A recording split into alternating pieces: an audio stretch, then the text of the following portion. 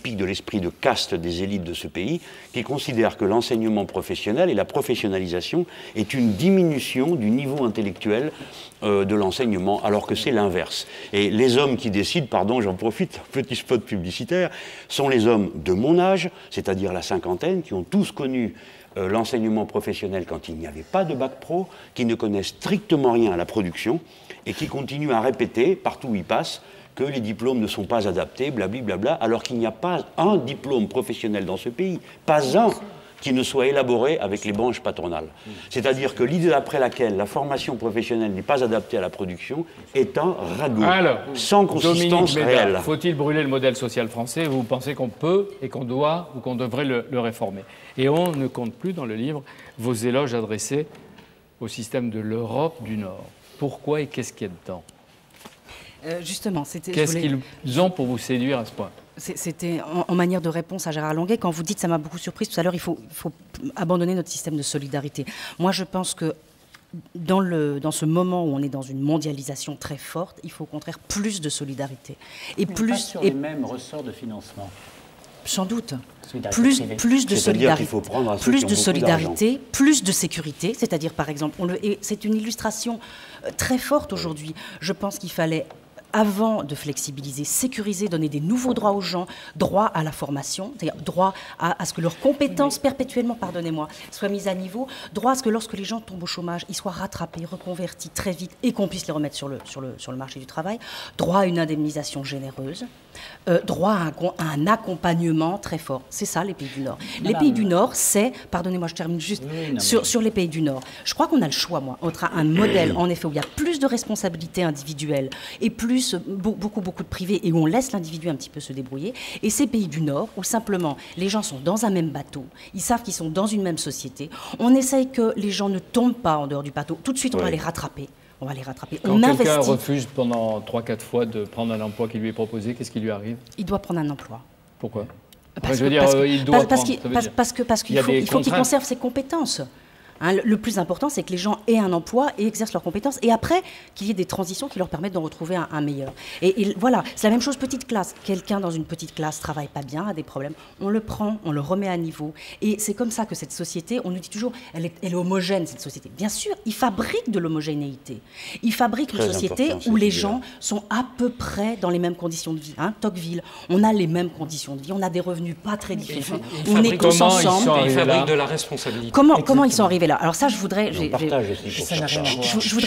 quelque chose de très important sur la manière dont ils en sont arrivés là. À la fin du 19e siècle, patronat et syndicats se sont reconnus, on dit qu'ils étaient importants et tout le monde s'est mis à coopérer. Et depuis, ça ne veut pas dire qu'il n'y a pas de conflit, mais depuis, tout le monde regarde dans la même direction, on essaye de s'en tirer, on essaye de s'enrichir, on essaye que les gens aient un peu de temps aussi pour eux, pour s'occuper de leurs enfants. Hein, 35 heures, la moyenne du temps de travail dans les pays nordiques, mais ils sont extrêmement productifs. Hein, voilà. C'est le communisme. Et on avance comme ça, on investit dans le social, on investit dans les petites classes, on investit dans la formation, on investit dans la recherche, on fait des partenariats pour vous rejoindre, une articulation publique-privée très forte, en recherche, en éducation, partout. Voilà, il me semble que c'est de ça qu'il faut discuter. Alors d'accord, ils sont petits, d'accord, c'est pas nous, on a d'autres modèles, comment peut-on se rapprocher d'eux et comment peut-on construire notre modèle social européen? Par le modèle anglo-saxon. Bah oui, bien sûr, ils sont beaucoup plus proches que nous. Une dernière chose, il me semble que nous, en 1945, avec la ROC, qui nous dit qu'il nous faut du plein emploi, de la redistribution et nous protéger contre les principaux risques, mais que les pays nordiques ont réussi à faire ça, alors que nous, on n'a pas réussi. Alors Mathieu Laine, puis Gérard Longuet. Voilà, n'oublions pas de dire, et parce qu'évidemment ce modèle est bien mieux que le nôtre, n'oublions pas de dire qu'en parallèle de tout ce que vous venez de dire, il y a en Suède et au Danemark, il y a eu une baisse drastique du nombre de fonctionnaires, l'apparition d'une vraie culture de la méritocratie dans la fonction publique, une baisse radicale des charges sociales, une représentativité syndicale qui est à 80%, alors que chez nous, elle est à 7%. Alors évidemment, là, on peut commencer à négocier avec des gens comme ça. Il y a des compensations. Il n'y a pas de culture de blocage. Mais c'est évidemment vers ça qu'il faut aller. Mais il faut aussi dire ça du modèle suédois et du modèle du Danemark. Sinon, après, votre voisin de gauche, immédiatement, il vous dit que c'est génial parce que c'est la France. Mais pas du tout. Il y a aussi la responsabilisation dans le système de santé. Oui, il y a un système de franchise qui s'est installé. Mais tout ça, c'est fait en termes de négociation. Oui, il y a une diminution du nombre de fonctionnaires. On les a bien reclassés. Exactement. Et les conditions du public et du privé sont à peu près équivalentes. Des histoires comme le CPE, dans ces pays de Suède, Danemark, ça ne se produirait pas. Non, bien sûr que non.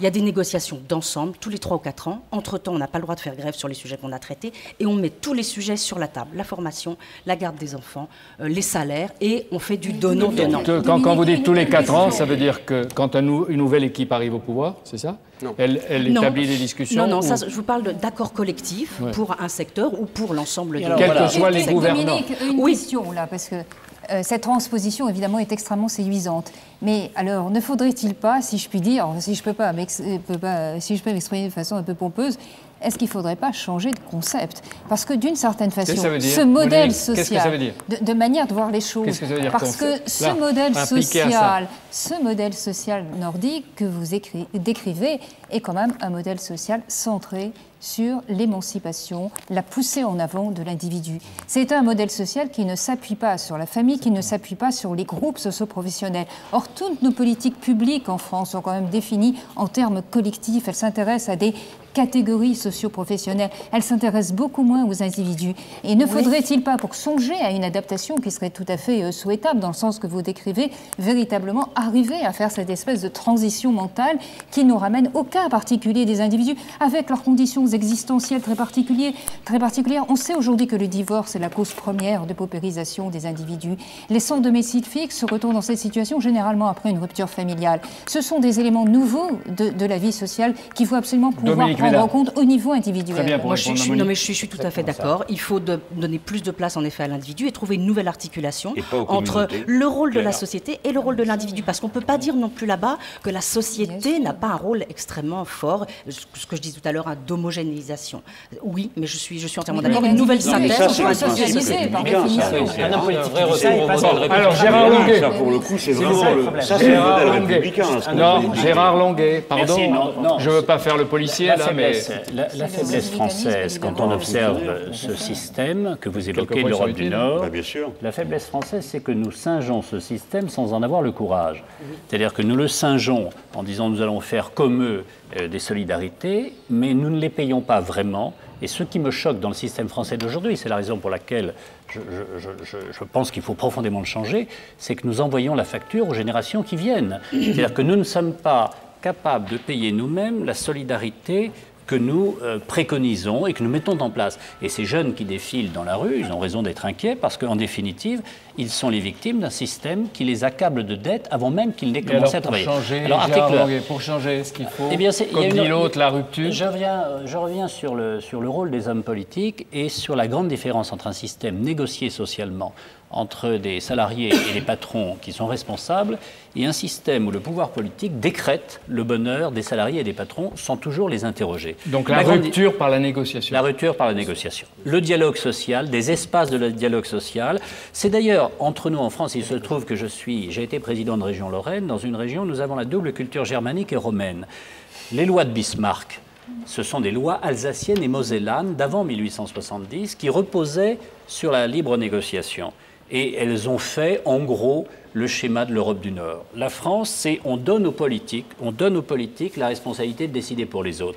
Et les hommes politiques, c'est très simple, ils achètent les voix. Et au scrutin majoritaire à 2 tours, le coût marginal est dérisoire pour chacun. Et addition par addition, il est ruineux pour les collectivités. Et vous avez là, Jean-Pierre Elkabbach, la raison pour laquelle les hommes politiques sont en effet détestés, parce qu'ils envoient la facture aux générations à venir des petites lâchetés qu'ils consentent chaque jour. Nous sommes ici comme de Ligenbar, on croit aux politiques, à la nécessité du politique. Moi, je crois aux politiques qui font payer. Je dirais la phrase de Peggy. Je ne crois qu'aux témoins capables de se faire tuer pour leur témoignage. Moi, je crois aux hommes politiques généreux si c'est avec leur argent et l'argent de leur génération qu'ils payent. Si c'est avec l'argent des générations à venir, ils ne sont pas corrects. Est-ce que vos amis, la majorité actuelle, le font? Le chercher, cet argent. Pas assez.